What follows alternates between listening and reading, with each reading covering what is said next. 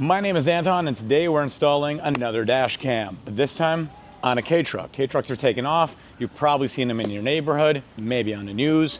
Today we're going to be talking about how to make them a little bit safer, as that tends to be one of the main concerns all in the news, lack of safety with installing a dash cam. We're going with a three-way dash cam, Red Tiger's new F17 Elite. This thing comes with a whole bunch of bells and whistles. Amen. Has loop recording, has nighttime vision, Wi-Fi connectivity, all the bells and whistles. So if you're wondering how to combine the new with the old or the just plain foreign, let me show you. First, you want to start out by getting over on your driver's side, which again is our right side, right-hand drive, love it. Next, we want to get underneath our steering column. So underneath our steering column, we're going to have this piece of plastic. We're going to want to remove these two screws. There'll be two more in here. Screws will be Phillips head and they will look like this. So 4 screws, you just take, screw them out, and then once you do, you can just give a pull and it comes right off. That's what it looks like. Boom. And then you're left with your steering column, your ignition interlock, and some wiring. You may see a few extra wires here with me because I wired other things into this truck. For example, she has an aftermarket tachometer. I wired it in because I just like to know my RPMs. There's my little aftermarket tachometer. Now, I already had a dash cam in here. I was running a Vantor two-way dash cam that I've had for the longest time. And that dash cam did not fail. That dash cam worked well, but I wanted to upgrade to a three-way dash cam because I've had some good success with it. So out with the old, not that it was in any way bad, and in with the new, a Red Tiger F17 Elite. Nice big screen, inside camera, and outside camera, both adjustable heads. And here, 2 USB-C, one for power and one for your rear camera. Let's dive into it. First thing that we're gonna need to do, because as I was saying, I already had a dash cam in here. It was wired in nice and neat. We gotta extract that. So that's why you see everything already taken apart. I opened up that bottom piece. I'm getting into the wiring for my dash cam. That dash cam, I had a hardwire kit on it, so it was fed into the fuse box. So first of all, to uninstall, we disconnected our power cable. Another privilege of the K-truck is you do not exactly have comfortable working ankles. So whatever you have, use it. Here we go, boom. All right, we got that guy off. We'll fish it out through here. God, this was a crazy path. I'm gonna repeat it. I love just doing work by feel. How did I do this initially? Out with the olds. Now it's official. It's a real shame I would have reused it, but it's a different USB. And because of that, we got to redo the whole thing. Now our new unit, we're gonna place up here also. Unfortunately, this adhesive mount is not gonna work with the new camera. So we're gonna need to take that guy off too. All right, this part can be annoying. I actually just did the same thing yesterday for a friend, taking this thing off. I found that if we just pry open on it a little bit. Now that we got the hard plastic piece off, we're going to just start to work this actual sticky part. Oh man, that is beautiful.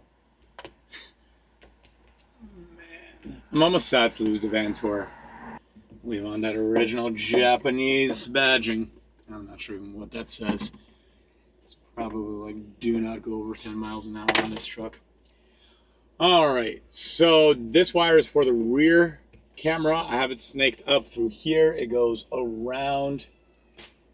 It goes around and around and around and then down through here and out the back. I even made a hole. It goes along the bed, and I snaked it out through the trunk. I'm going to show you how that looks later. Right now, we're going to take and just figure out the placement of our new dash cam.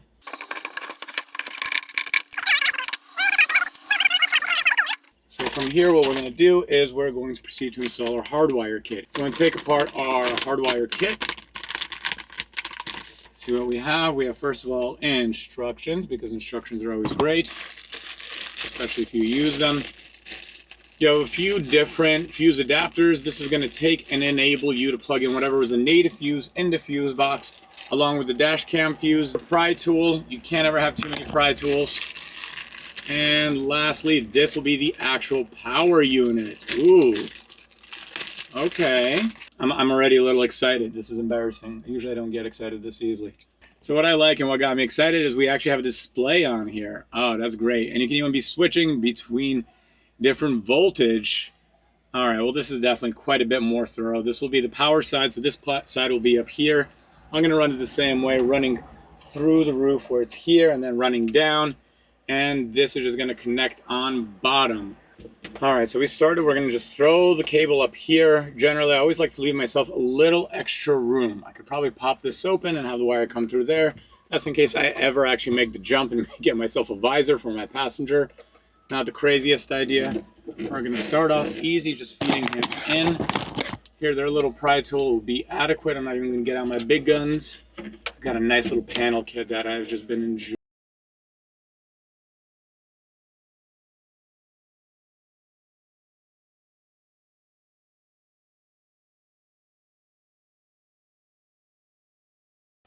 All right, so right now what I want to do is I want to try to get the wire underneath this gasket that we have for the windshield.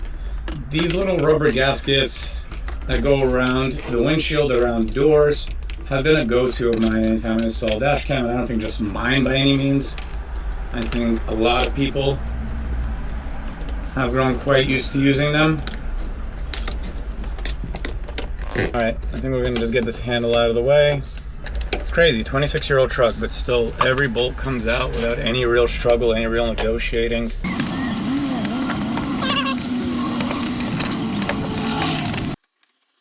So here I just continue running the wires, being that Sambar doesn't have a lot of paneling covering the pillars or a lot of hidden spaces. I'm going right along that gasket on the windshield. It's tight, but you can fit a wire in there. I'm gonna go down the side all the way down until I get to where the dashboard is. Dashboard, there's that cover for your brake fluid reservoir, I believe it is. I snake it through there, and then I can go down, fish it out by where the steering column comes out, getting closer to my fuses, to the power.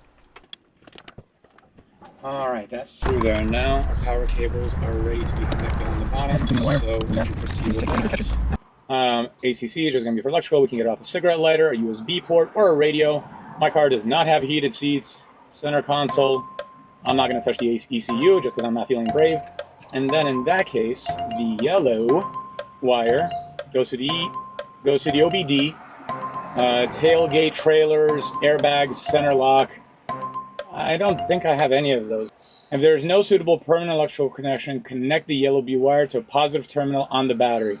Why didn't you say so? So this guy is going to be just our constant power. And this guy is going to be confirming with it when the car is on, when it's off.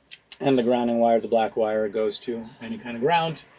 So if you're wondering which fuse is going to be operating what is for ACC, what is for regular power, and your fuse box isn't particularly helpful, it's in a separate language, or even worse, once you run it through Google Translate, that the fuses don't match up, oddly enough. I'm not sure why that is. We'll figure it out on a future date. Get yourself a power probe. Connect the power probe to your battery, positive to positive, negative to negative. This little alligator clip is going to go to a negative connection somewhere. So I'm just going to go off this bolt that I have hanging off of my ground wire. And what we could do, if we take and just turn it off, take the keys out, I can check the head of any fuse and see whether it's getting power or not. Negative, meaning it's not getting power. Okay, let's keep going down the line. Negative. All right. Let's say we go here on this fuse. Boom. Positive. So meaning now with the car off, not getting any electrical, this is a positive fuse. It is hot. So if I wanted to be putting in my constant power, I could connect it to that fuse. So that's how I would know where to feed it into. And in the same way for ACC, I would get my keys. I would turn to the car to the on position, so the electrical system is on, and then afterwards I can go through, and of course all the ones that we tried previously now are showing positive. So then I already look which one of them works for me, and I would use that one. Then once we have it all wired up, we connect the power to it, and if I turn on the accessories, right now the engine is not on, just the electrical, we see it starts to get power. It's going to have its boot up song. It's going to take a few seconds. I haven't installed the rear yet, so we don't have that. And there we go. It's live. It's getting a good steady supply of power. and I can rely on it. And if I go to shut it off also, how the camera knows to shut off properly is it feels that the accessory goes off, disconnect ACC, it triggers off, but I have a G sensor on it, so God forbid it does get hard enough hit, it still has access to the battery to come on and record whoever hit me.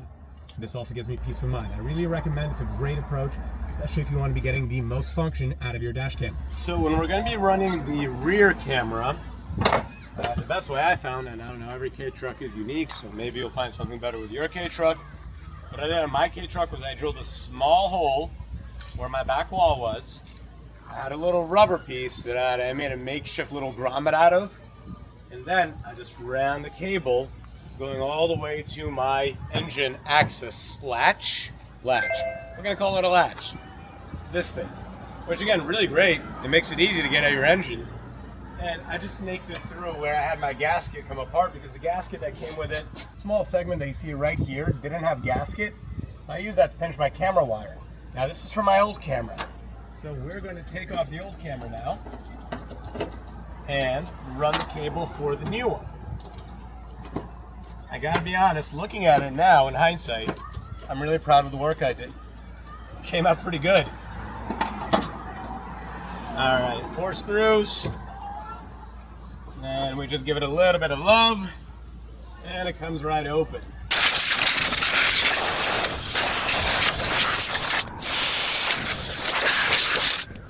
I had this little bit of a hole on the other side it was taken, so I utilized it for my dash cam. I just zip tied it in there because, I'll be honest, that was the easiest approach. I'm throwing this out. That guy out. Now I'm gonna just see about how I can get that wire out of here. So finally we got the wire out of there. This was again for the old dash cam. I actually had to take and file down as much as I could just to squeeze it through. So we'll see how much of that we're gonna do for the new one. So in theory now. So my makeshift grommet was a piece of hose, like a fuel hose. You know, I'm not embarrassed about that. It held up ridiculously well. So that's a win in my book. This will be our physical camera that we're going to put out back. Honestly, I'm probably going to go for the same spot. I really love what Red Tiger's doing these days. They're moving ahead with not only design, accessibility, functionality, the overall packaging, how easy it is to identify everything. So let's pop it open, let's see what they give us. And as long as this can stretch, can make that run, because it is a pretty long run. The only thing we need to really worry about, not that we need to worry about it, is if we can make it through that weird hole I made. Worst case, if we can't, we're gonna have to expand it. The biggest question in all of this, we're gonna start right there. So first of all, we wanna strain the wire out a bit. Easy. Now, it doesn't really look like there's a difference between what end goes where. That little hole that you're seeing, that's the hole that we're gonna be shooting for, right there. All right, let's see if we can make it. Not that I wanna do this, but when I tried to put it through, it was just getting chipped in a little bit. And I remember last time it was a similar fight. So all we're gonna do, we're just gonna shave off some of this plastic bit, the housing around the USB-C connector.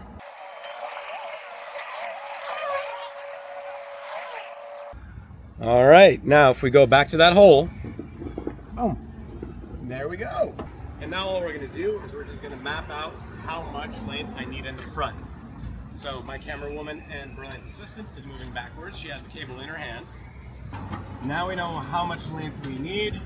I'm gonna reinstall my makeshift little grommet.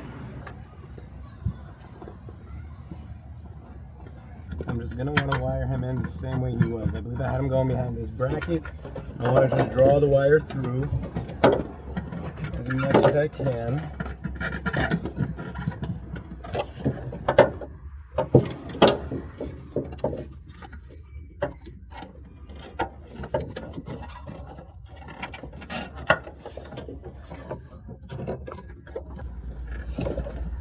Excellent. Now here we have it held in. We keep it trailing up. I'm just gonna follow the clips that I had for the previous dash cam.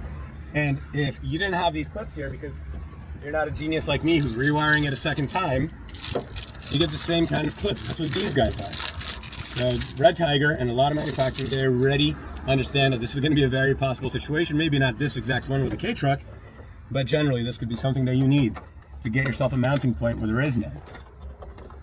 I bought some aftermarket clips that the adhesive on them is crazy strong, and I love them. The seat, I'm gonna slide back. Oh wow, look at that, a whole 3 inches of move. And here I'm going for the headliner. So I'm gonna just snake it in. And really this part is fairly easy.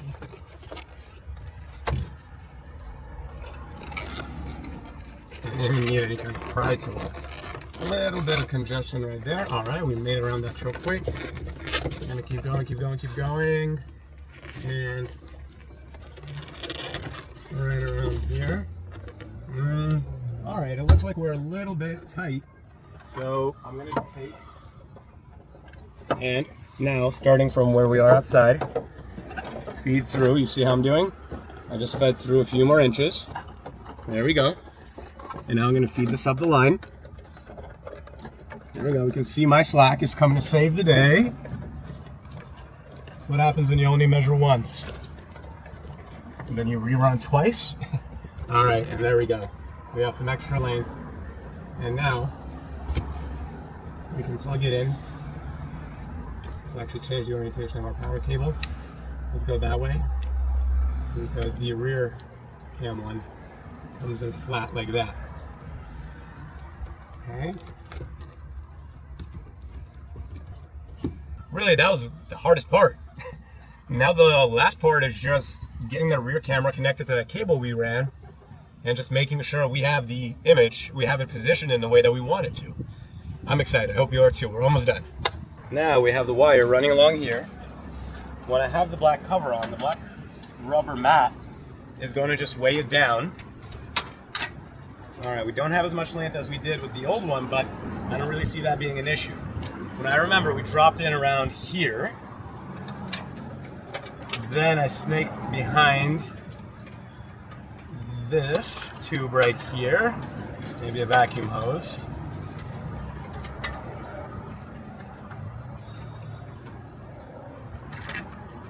And then I had the cable run along this mounting. It's kind of a shroud for a wire. So we're gonna snake it through all the way. And by through, I mean we're gonna go underneath, like that. Things are a little tight in this area, and that's exactly what we're looking for. But this wire I want to be inside of this housing, this tunnel that we have. Okay, just gonna pull it closer. And here.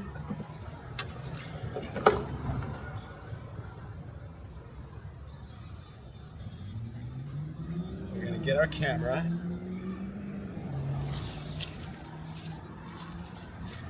Now the camera I'm already gonna connect up, just like that. This is gonna be the adhesive. I'm gonna definitely use that, but first things first, I just wanna position it and figure out if the camera should be with the red adhesive to the right side of it or opposite to the left.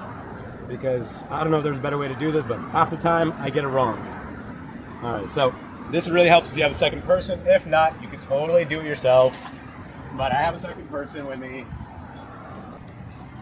If we're gonna have it, we'll start off like this. And let's see if we can just jimmy it into space for the time being. All right?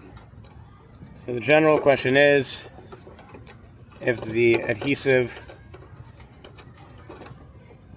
is to the right before we stick it to the back, are we looking right side up or wrong side down? Now this is exactly what we wanted to avoid. Boom. All right, so right now my wife is positioning for us, and as we can see, she is upside down. This is why you always want to sample out where it's at before you install it. So I want to have it the other way, and furthermore, when I do position it, I'm going to ask her to sit inside. She's going to tell me if the head should be higher, lower, make sure I get the best field of view. But so far, I do like how it looks. It looks very clean, it looks very crisp. Just a little fine tuning left to do. And last bit, I recommend make sure we secure any loose wires. So last thing we want to do is wondering why our rear camera isn't recording anymore, because remember, this is the engine compartment. So right, this is the actual block. It's gonna heat up, it's gonna get hot. This is your exhaust manifold. So just make sure your wires are nowhere in range of that. Cars move, they bounce, they get swayed, maybe you drift them, you know yourself best. Anyway, make sure if you do any of those things that your wires are not gonna get compromised. All right, getting ready to put this big boy back on. Just gonna feed him on hand tight.